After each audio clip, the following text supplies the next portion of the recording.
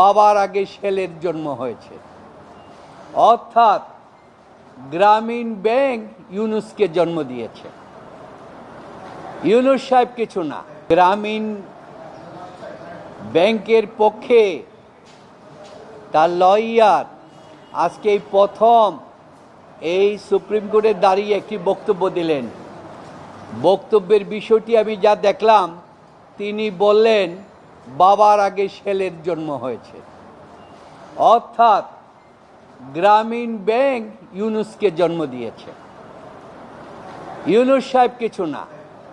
অথচ গ্রামীণ bank ordinance 1983-তে 37-এ বলা আছে, ডক্টর ইউনুস যেই প্রজেক্টটা দিয়ে ক্ষুদ্র ঋণ প্রকল্প সৃষ্টি করেছে, ওই প্রকল্পটার নামই ছিল গ্রামীণ ব্যাংক প্রকল্প।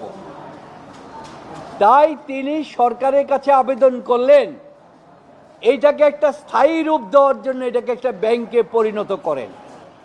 সরকার বললেন এই গ্রামীণ ব্যাংক প্রকল্পে তোমার যত অর্থ আছে, যত বিনিয়োগ আছে, সব তোমাকে এখানে দিয়ে দিতে হবে।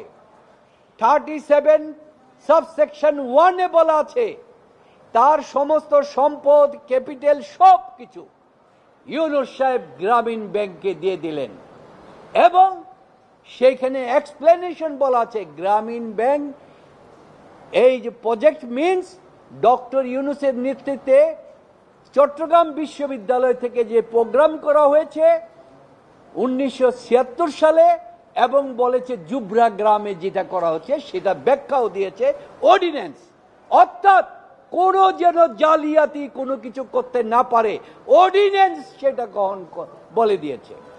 তো এখন আপনারা জানেন আজকে যারা এসে গ্রামীণ ব্যাংকের নাম দিয়ে এখানে বিবৃতি দিচ্ছে, এইসব লোকেরা কোনো চাকুরি ছিল না।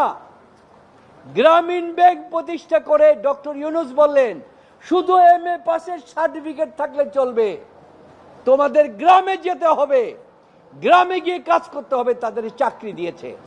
আজকে তারা ডেপুটি ম্যানেজার দ্বারা হয়ে গেছেন, ব্যবস্থাপনা পরিচালক হয়ে গেছেন।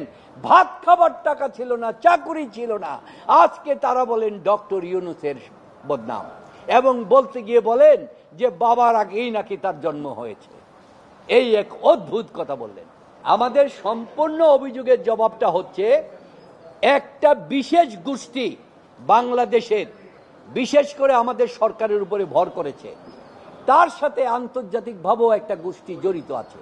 কারণ সারা পৃথিবীতে সমস্ত নোবেল বিজয়ীদের, সারা পৃথিবীর নেতৃত্ব হবে বাংলাদেশের একজন ডক্টর বিজয়ী, নোবেল বিজয়ী। তারা এটা সহ্য করতে পারে না। যারা সহ্য করতে পারে না তাদেরকেই তারা ফাইন্যান্স করছে।